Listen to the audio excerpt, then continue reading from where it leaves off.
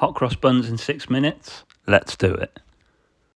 Right guys, first off we're going to chuck an Earl Grey tea bag in a bowl, add in 150 grams of sultanas and cover that all in boiling water. Let them soak for 30 minutes.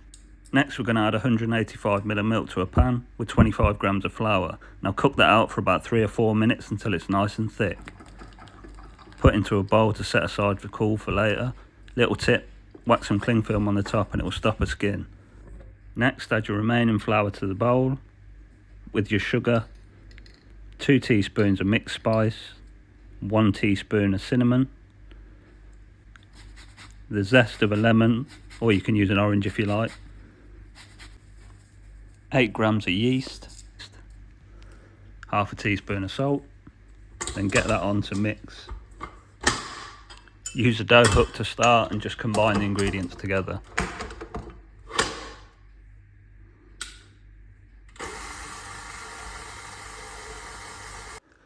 Next you're going to chuck in your remaining milk, 2 eggs, that flour milk paste which you set aside earlier, and then get that all together. Once it forms a smooth ball, you're ready to add in your butter. Chuck the butter in and give it a good mix up. Now this stage will probably take about 5 or 6 minutes to fully incorporate the butter, and then we're ready for the next stage. Chuck in your drained tea soaked sultanas and your candied peel, and then give it a good mix up. Now once this is all incorporated, it might be a bit sticky, but if you wet your hands it makes it a bit easier to deal with the dough. What we're going to do next is transfer this into a bowl, and then we're going to cover it with some cling film. We're going to leave it to proof for about 1 hour or until doubled in size. Now with the dough proofing, we're going to make our glaze. We're going to add 50 grams of sugar, 50 grams of orange juice and a good tablespoon of agave syrup to a pan and let it simmer until it becomes nice, thick and syrupy like this. Next up it's the flour for the crosses. So we're going to add 50 grams of flour, 5ml of oil and 50 grams of water to a bowl. Give it a good mix up. Chuck it in a piping bag and set it aside for later.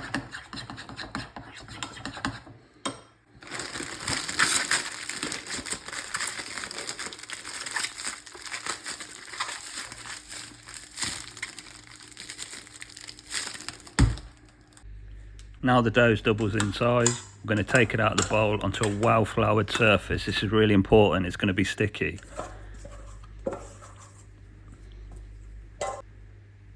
Chuck some more flour on top, then flip it over and kind of gently stretch it out to degas all the air.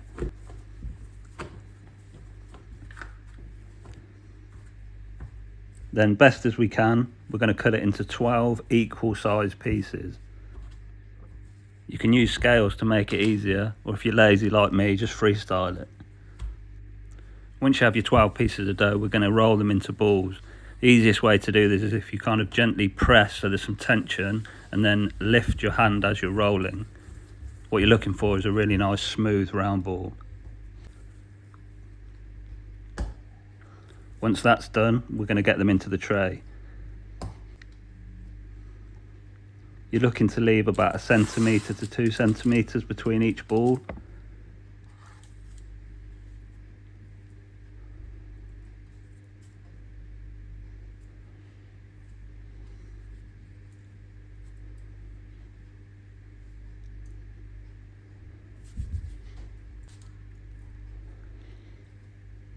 Something like this.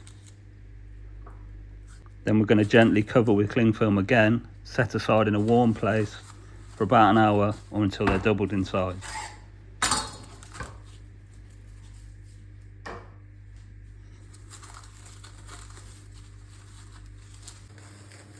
Right, it's been about 45 minutes but they're looking good. I'm going to go ahead and brush with 1 beaten egg until they're all covered.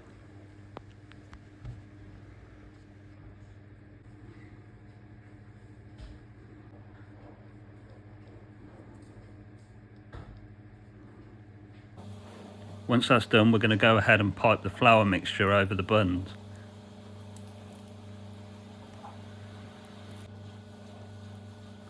Then we're going to bake in a preheated oven, 180 degrees fan, for about 20 minutes. Once they come out, whilst they're still warm, you want to start painting your syrup glaze over the top.